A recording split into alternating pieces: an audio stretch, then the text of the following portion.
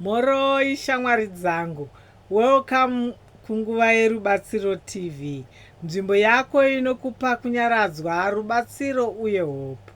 Nhasi tichataura nezvekusunungukwa kwemarwadzo wakanga uchitakura kwemakore uye nzira dzinokubatsira kuburitsa mutoro uyu uye uve nerugare.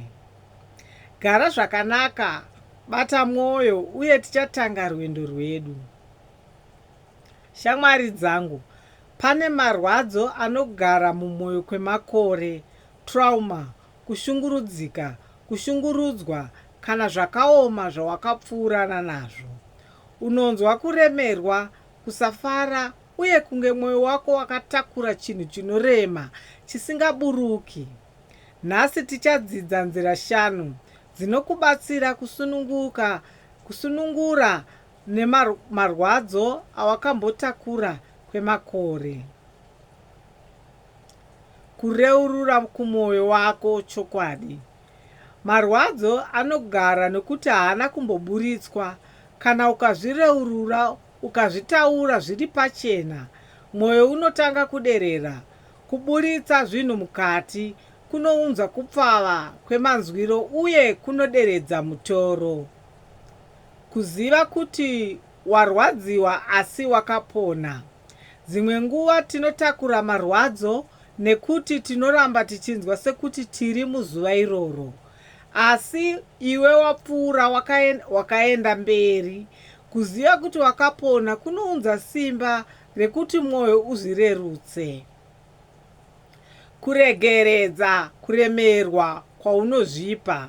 Unogona kunge uchizvipira mhosva kana kunzwa sekuti wakatadza.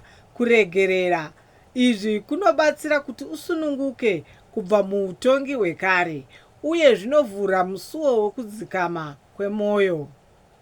Kutanga kurega kushandisa marwadzo sezita rako. Paunotanga kuona kuti marwadzo haasi iwe asi chiitiko chawakapfuura, unotanga kupora. Unovimba nekuti upenyu hwako hunogona kunge hwakasiyana neizvo zvawakambosangana nazvo. Izvi zvinounza hope itsva. Kuvaka maonero matsva anokuraramisa. Tora nguva yako kuvaka maitiro matsva. Prayer, meditation, journaling, kufamba, kutaura. Zvinokubatsira kuburitsa mutoro wekare, zvishoma nezvishoma. Iri ndiro danho rinokupa kusununguka kwechokwadi. Shamwari dzangu, idzi ndidzo nzira 5 dzinokubatsira kusununguka mumarwadzo awakambotakura kwemakore. Gara wakasimba, tsigisa mwoyo wako uye uve nerugare. Nguva yako yerubatsiro yasvika. Ndokutendai nokuteerera nguva yerubatsiro TV. Subscribe kuti uwane guidance, motivation uye real life solutions nguva dzose. Gara wakasimba uye rangarira, marwadzo anobuda mumwoyo kana iwe wapa mwoyo mukana wekuzorora.